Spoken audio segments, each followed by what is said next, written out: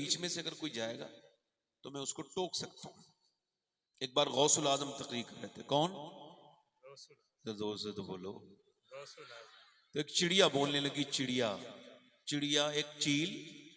तो वो पब्लिक उसे देखने लगी तो गौस पाक को जलाल आ गया कि यार मेरी तकरीर और ये चिड़िया बोले।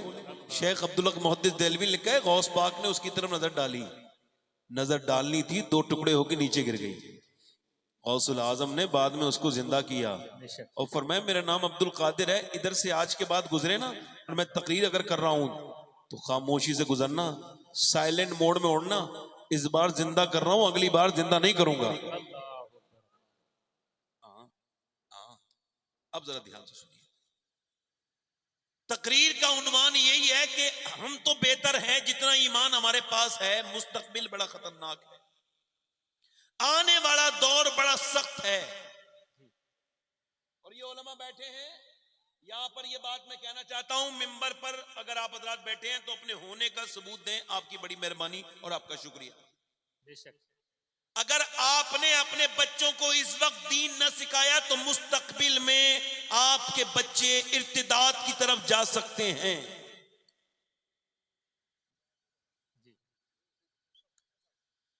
दीन छोड़ देंगे वो अगर इस वक्त में औरतों ने अपने आप को संजीदा नहीं किया और मर्दों ने अपने आप को संजीदा नहीं किया।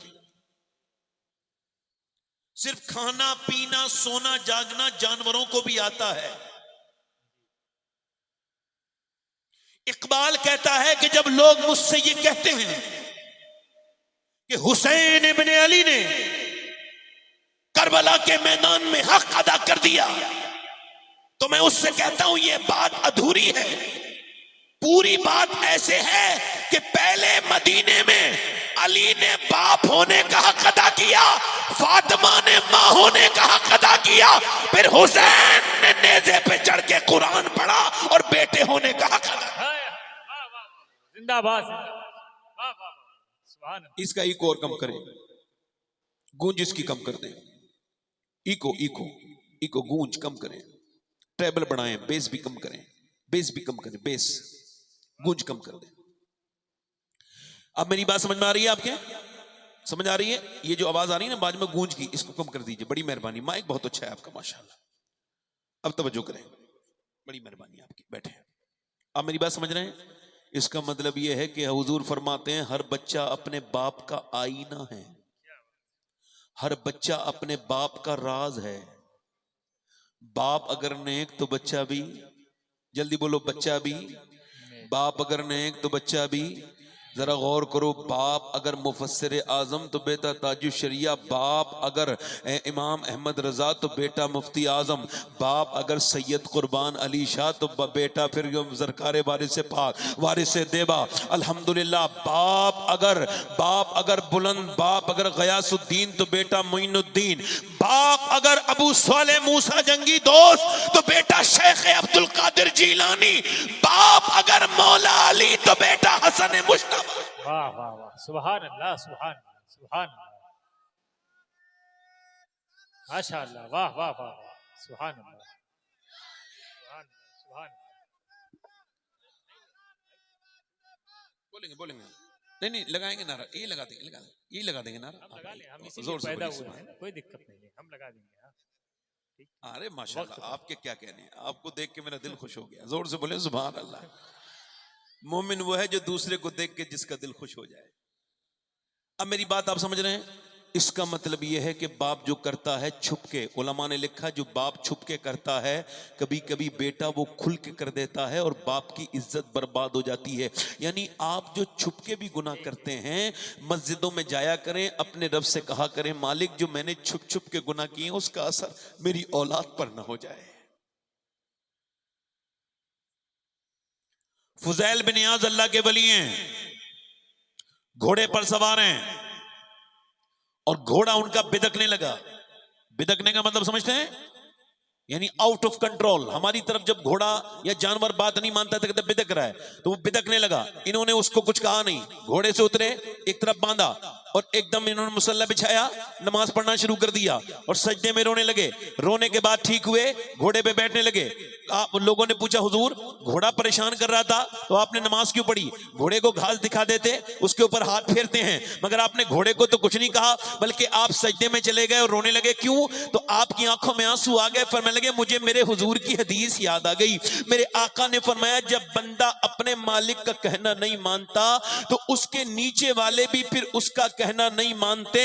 तो मैं समझ गया कि मेरा अल्लाह मुझसे नाराज हो गया है, जो ये घोड़ा भी मेरी बात नहीं मान रहा है। तो मैंने सोचा घोड़े क्या मनाना है तो फिर अपने रब को मना लूं, रब मान जाएगा तो सब मान जाएंगे। अल्लाह सुभान अल्लाह, वाह वाह वाह, माशाअल्लाह। बेटा अगर बदतमीजी करने लगे, बेटी अगर कहना ना माने, मेरी बहनों तुम में से किसी का तो किसी मियाँ की ताबीज के पास ना जाना, बल्कि फिर नबी की बेटी की तरह मुसल्ला बिछा लेना और मुसल्ले पे बिछा के कहना मालिक तू नाराज हो गया है, जो मेरी औलाद मेरी बात नहीं मान रही है।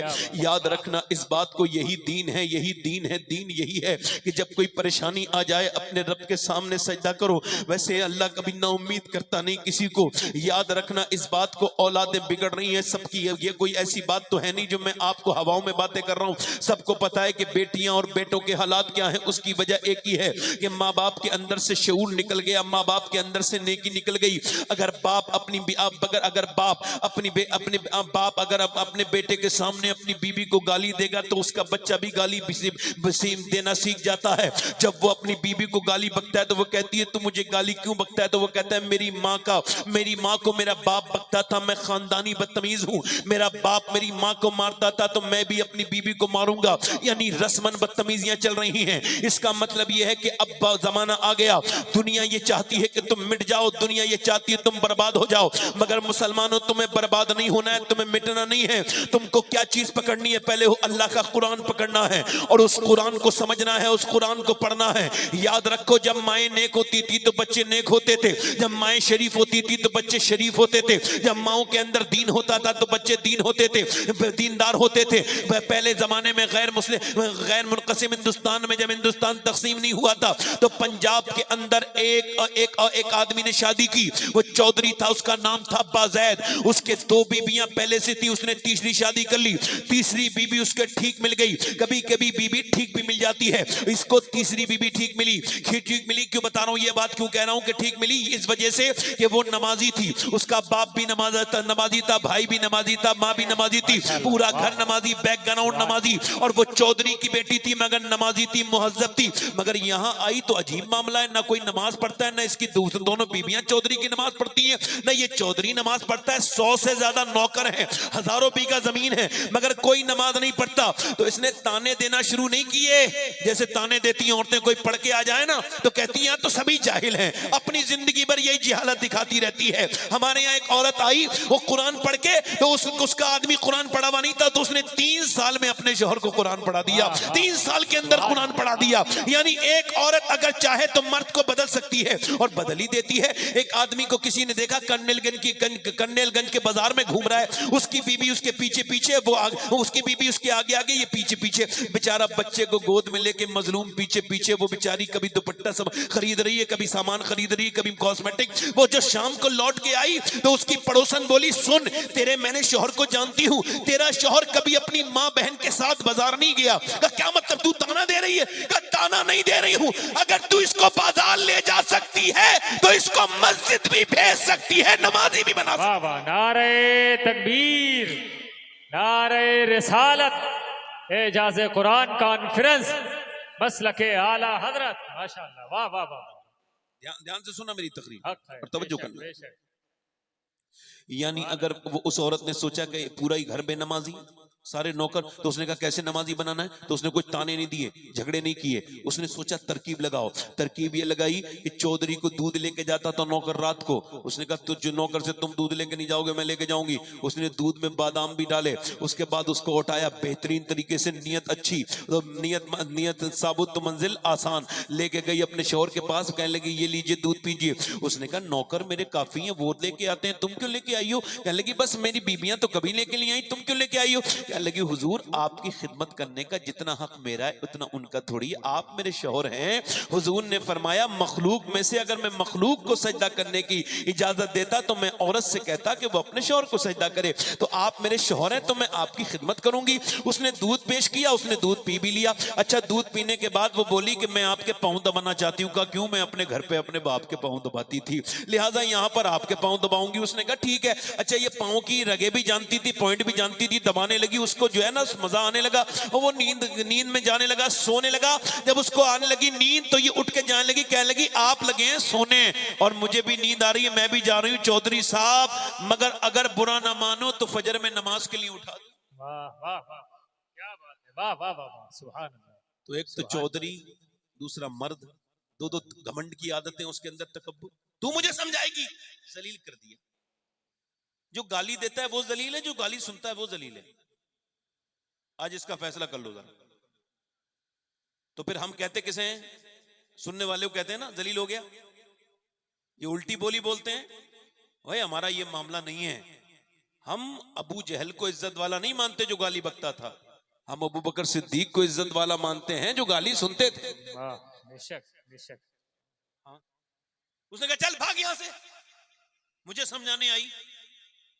उसने कोई दिल नहीं तोड़ा, बर्तन उठाई चली गई, कोई एक लफ्ज भी नहीं बोला। फिर आई दूसरे दिन, कहने लगी लीजिए चौधरी साहब दूध।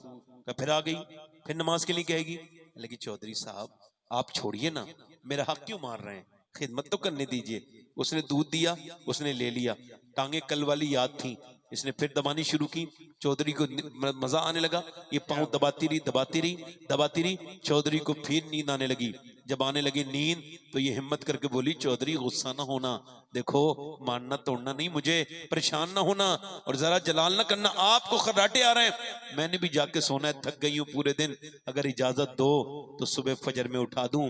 चौधरी ने आओ देखा ना ताओ, ऊपर पलंग पे बैठी थी, उसको उम्मीद नहीं थी ऐसा करेगा, लात मारी, ऊपर से नीचे गिरी, मुंह के बल गिरी तो मुंह फट गया, मुंह के अंदर से छींटड़े नीचे को गिरने लगे और फिर नाक में से भी खून निकलने लगा। मगर कितनी नेक माँ की औलाद थी और कैसा बाप होगा उसका, एक लफ्ज नहीं बोली, एक लफ्ज भी नहीं बोली कि मैं तो तुझे नमाजी बनाने आई हूँ, तू जुल्म करता है, एक लफ्ज नहीं बोली। उसने उठाया अपना सामान, उठ के चल दी, आंखों में आंसू लाके रोज आती रही, गाली भी सुनी, पिटी भी, मगर बदली नहीं, रोज नमाज को कहती रही अल्लाह वाले होते हैं, अल्लाह वालियां होती हैं, वो कभी इधर उधर की बात नहीं करती। उठ गई, अजरा गौर करें। उसके बाद चौधरी ने एक दिन उससे कहा ये बता तू चौधरी की बेटी है, मैं तुझे गाली भी देता हूँ, मारता भी हूँ, फिर भी क्यों आती है नमाज के लिए, क्यों कहती है, बताएगी? कहने लगी बात यह है कि मेरे माँ बाप ने नमक हरामी नहीं सिखाई, नमक हलाली सिखाई है, तेरा नमक खाती हूँ चौधरी। और जो बेनमाजी है, मेरे नबी फरमाते हैं जो बेनमाजी मरेगा और जब वो मरेगा तो उसको इतनी प्यास लगेगी कि सातों समंदर का पानी भी पी ले फिर भी उसकी प्यास नहीं बुझ सकती। जो बेनमाजी मरेगा तो वो बेनमाजी अल्लाह की रहमत से बाहर है।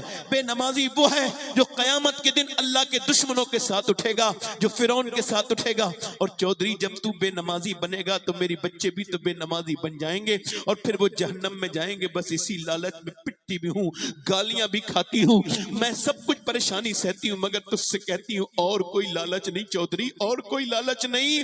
चौधरी की आंखों में मोटे मोटे आंसू आए, पख्तर दिल का आदमी भी मोम बन गया। आगे बढ़ के बोला तू सुबह ना उठाना, मैं तुझे सुबह को उठाऊंगी। सुबह को उसने उठा दिया, सुबह फजर मैं तुझे सुबह को उठाऊंगा, सुबह को उठा दिया। अब चौधरी के साथ दोनों मियां बीबी नमाज में गए ना वुजू करके आज, मगर औरत ने जरा सजदा ज्यादा तगड़ा वाला किया था, ज्यादा मजबूत किया था। सजदे में जाके बोली मालिक यहाँ तक आना मेरा काम था, यहाँ से आगे कबूल करना तेरा काम है। मैं कितनी पिटी हूँ, कितनी गालियां खाई हैं मैंने, कैसे दर्द सहे।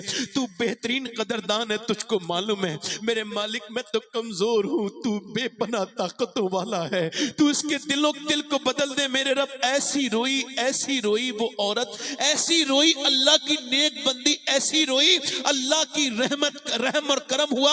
उसका आदमी ने फिर कभी तहज्जुद की नमाज भी नहीं पढ़ी, तहज्जुद की नमाज भी नहीं छोड़ी, पांचों वक्त का नमाजी हो गया। एक बड़ी मस्जिद बनाई अपने पैसे से, बड़ा मदरसा बनाया, सारे जितने नौकट्टे सारे नमाजी बन गए, 100 से ज्यादा नौकर नमाजी बन गए। और फिर उसके बाद मदरसा चालू हो गया, फिर कुरान पढ़ने की तालीम भी शुरू हो गई उसी चौधरी के घर से। और जब इन दोनों के दरमियान बच्चा पैदा हुआ तो वो कोई आम बच्चा नहीं था, कुतुबुल अख्ताब सुल्तान मोहम्मद बाहू था, जिसने कहा था तस्बीह फिरी पर दिल नहीं फिरिया की लेना तस्बीह पढ़ के हूँ।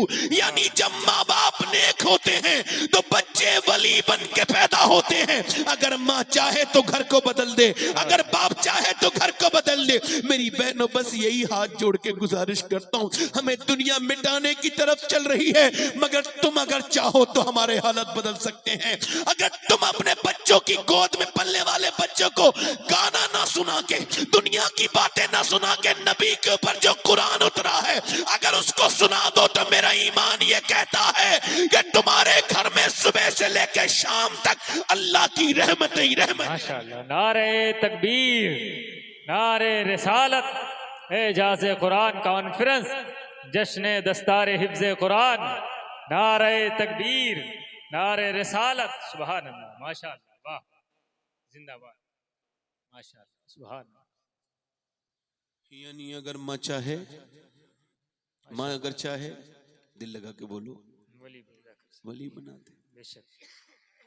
अच्छा इधर देखो, मेरी तरफ देखो, नबी के जमाने के मर्द लाजवाब तो औरतें भी। सुनना दिल लग रहा है, नहीं लग रहा? लोग हाथ रखे, बताओ कितने लोगों का दिल लग रहा है? सुभान, माशाअल्लाह, सबका दिल भी लग रहा है और आंखों में आंसू भी हैं आप लोगों के, होने भी चाहिए। सहाबा इकराम के बारे में आता है कि जब वो तेज आंधी देखते थे ना तो सजदों में गिर जाते थे, कहते थे कहीं कयामत तो नहीं आ गई। उनकी दाढ़ियों के बाल सफेद होते थे तो खौफ से रोने लगते थे कि यार हुजूर ने फरमाया ये दाढ़ी तो मौत की अलामत है, सफेद बाल का होना, तो वो डरने लगते थे। मगर हम दूसरों की मौतों को, मगर एक बात पेश करता हूँ, एक बार गौर करो, माँ अगर नेक